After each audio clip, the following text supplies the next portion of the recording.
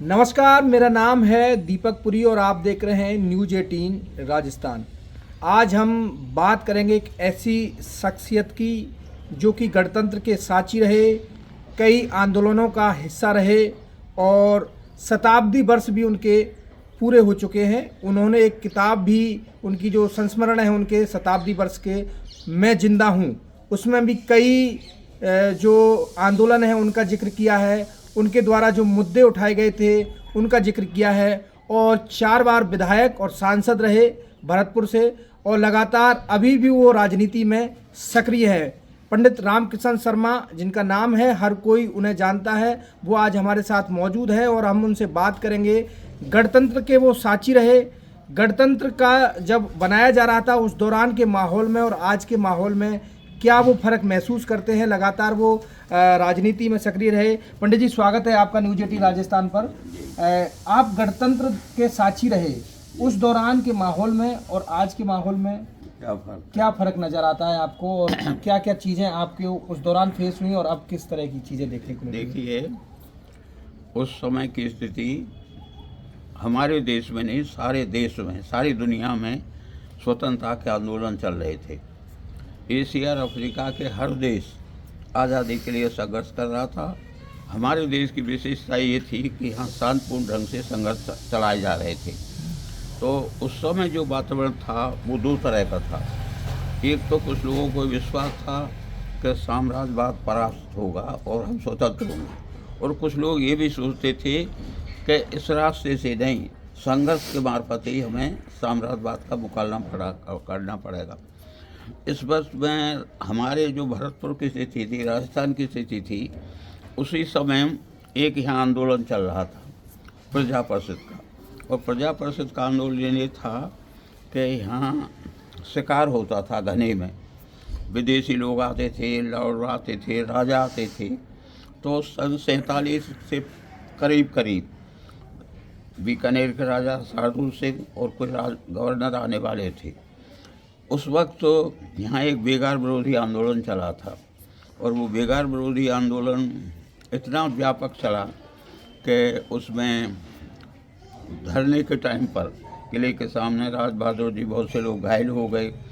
उसके बाद उसका एक परिणाम था कि भुसावर के रमेश स्वामी जो शहीद हुए थे, वो उस समय की बहुत महत्वपूर्ण घटना थी।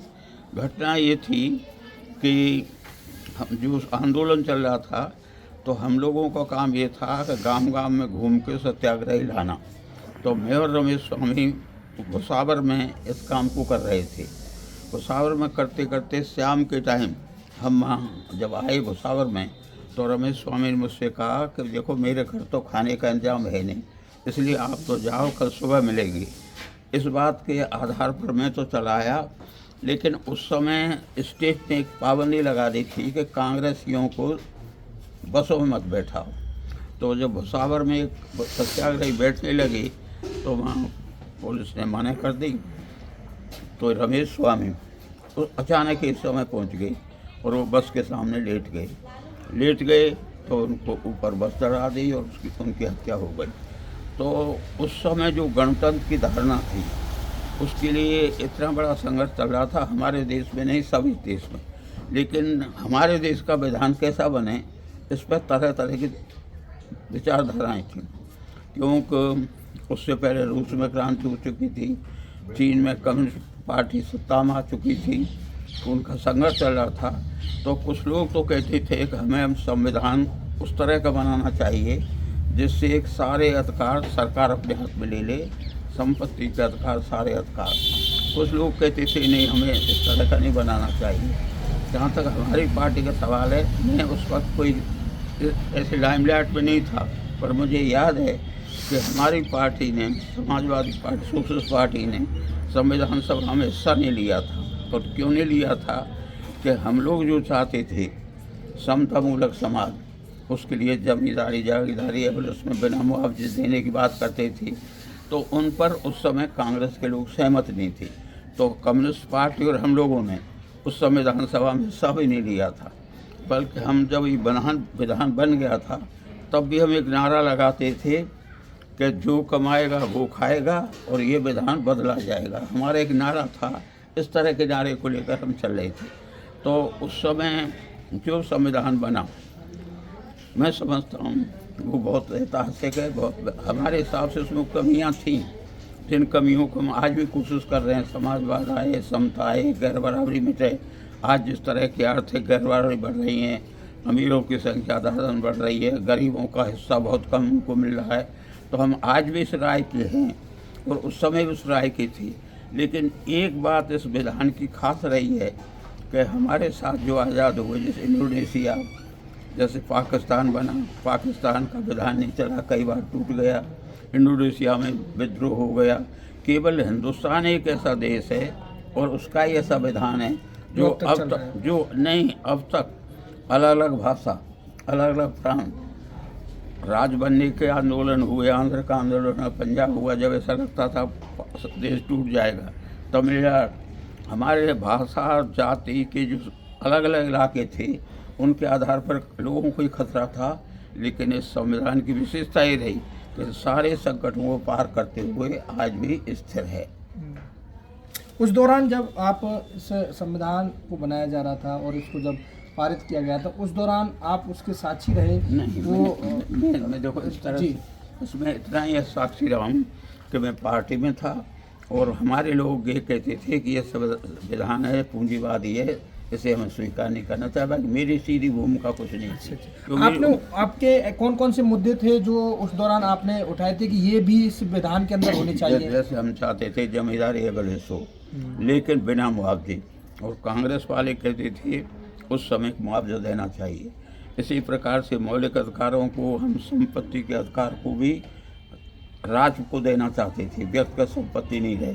तो ये हमारे जो मुद्दे थे वो उस समय की जो हवा थी सारे संसार में, कम्युनिस्ट चीन, वहाँ की हवा, वियतनाम की हवा, हमारे देश की हवा, उस हवा का असर था कि उस समय सभी राज्य जो आज़ाद हो रहे थे वो समाजवाद की बात करते थे और हमारे यहाँ उस समाजवाद की विस्तृत व्याख्या भी कर दी गई थी।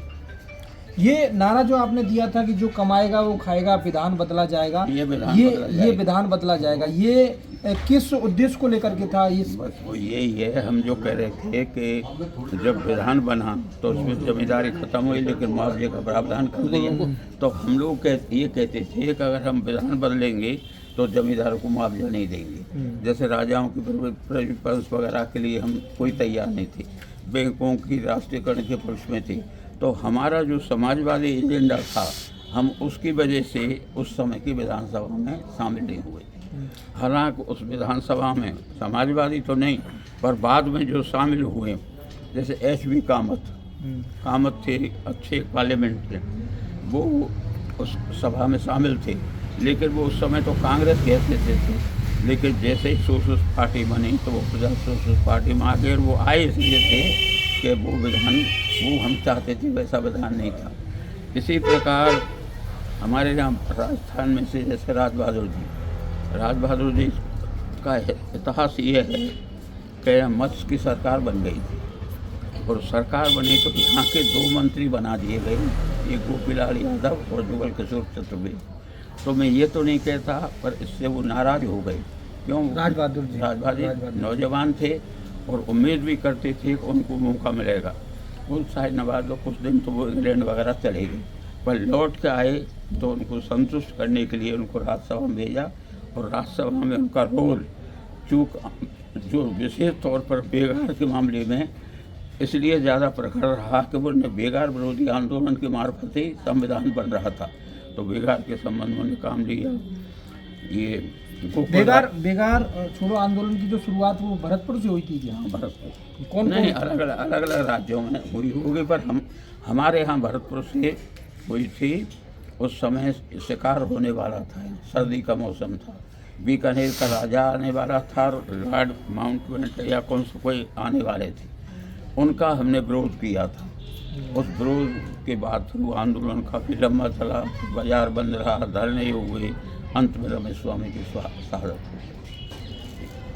ये जो आपने किताब जो है आपकी मैं जिंदा हूँ, शताब्दी वर्ष की जो किताब है, कौन कौन से ऐसे आंदोलन हैं, कौन कौन से ऐसे मुद्दे हैं जिनका उल्लेख आपने इस किताब के अंदर किया है? देखिए, सबसे पहले तो इस किताब में विस्तार से आ जाएगा इसके दूसरे हिस्से में। जी सबसे पहले तो हमने व्यक्तिगत तौर पर समझ के या ना समझ के, मैं पक्की बात नहीं कह सकता कि मेरी समझ थी या नहीं थी, सबसे पहले हमने उठाया मामला छुआछूत का। और छुआछूत का कैसे उठाया कि हमारे गांव में हम रहते थे, एक मेहतरों का घर था। तो मेहतरों में क्या रवाज था कि जुआ जीत के औरतों को ले आए थे। तो एक बिल्कुल नई लड़की थी, वो हमारे गांव का जो मेहतर था जुआ में ले आया। तो मैं जिस कुआं पे नहाता था वो उस दिन उस कुआं के आगे निकलती थी, और वो कुआं इतना खारी था कि पीने को पानी की ज़रूरत ही नहीं थी। तो जब आती थी मुझसे पानी की, तो मैंने पूछी भाई तू क्यों पानी क्यों पीती है, तो खारा पानी। तो उसने बताया कि साहब हमारे पास तो पानी कोई इंतजाम ही नहीं है, गांव की औरतें कभी कोई भर देती हैं कभी कोई नहीं भर देती है।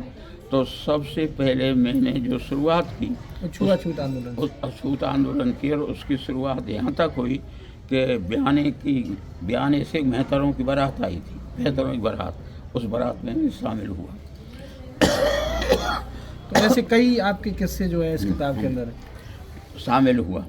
फिर एक हमारी सोशलिस्ट पार्टी की मीटिंग थी, तो विजयपुरा नाम का गांव है, वहाँ के जाटवों ने ठंडाई रखी, मैंने ठंडाई पी ली। तो इन घटनाओं का नतीजा ये हुआ कि मेरा अप्रत्यक्ष तौर पर बहिष्कार कर दिया। पार्टी में नहीं, लोगों ने जैसे में निकले हो, समाज ने जैसे में निकले हो, पहले मुँह बैठावे, मुड़ा हटा ले, खाटे हटा ले, खड़े खड़े बात करे, एक तरह से बहिष्कार था। और मैं खुद समझ रहा था। इसके साथ साथ और एक काम मैंने किया, मुंशी आले मोहम्मद जो कांग्रेस के अध्यक्ष थे, मुसलमान थे, हमारे गांव में आए, उनको थाली में खाना खिलाया और वो बर्तन भी मांज दिए।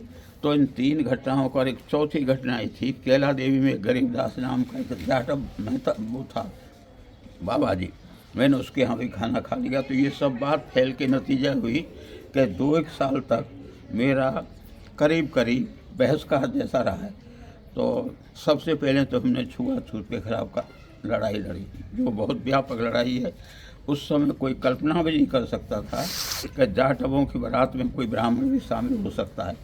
आज भी ऐसी स्थिति है, आज भी शायद कोई नहीं जाता हो, पर मैं उस समय गया था। दूसरी स्थिति ये थी, उसके बाद जैसे हम लोग कहते थे भूखी जनता चुप नहीं रहेगी, धन और धरती भटके रहेगी। तो आज़ादी के बाद हमने एक आंदोलन छेड़ा, बिजबारी गांव में छेड़ा, और हज़ारों किसान इकट्ठे हुए, और हमने कहा जिस ज़मीन को हम जोतते हैं ज़मीन को जोतेंगे, उस पर कब्जा करने की कोशिश की, फिर समझौता हुआ। इसी प्रकार से बुढ़ों को पेंशन मिले, मुफ्त शिक्षा, मुफ्त, हमारे कई आंदोलन चले जो इस किताब में आपने इस किताब में अलग अलग हैं। उनमें 2 में 3 महीना ही मेरी सजाई हुई, एक सेवर जेल में रहा, एक बार जयपुर जेल में रहा। सबसे पहला आंदोलन जो आपका छुआछूत का जो आंदोलन था, वो सबसे पहला आंदोलन था। तो ये पंडित रामकिशन शर्मा जो सांसद रहे, विधायक रहे, और सबसे पहले जब इन्होंने आंदोलन की शुरुआत की थी तो वो था छुआछूत का आंदोलन, और उसकी कहानी इन्होंने विस्तार से बताई। गणतंत्र को लेकर के भी क्या, संविधान जब पारित हो रहा था तो उस दौरान कौन कौन से ऐसे मुद्दे थे जिनको लेकर के उन्होंने जो कहा कि इन मुद्दों को भी इसमें शामिल करना चाहिए। तो लगातार कई ऐसे मुद्दे थे जिनको लेकर के लगातार संघर्षों की इनकी एक लंबी कहानी है, और अब ये शताब्दी वर्ष में इन्होंने प्रवेश किया है। लेकिन अभी भी सबसे बड़ी बात यह है कि राजनीति में लगातार सक्रिय हैं। कैमरा पर्सन मनोज के साथ दीपक पुरी, न्यूज़ 18 राजस्थान, भरतपुर।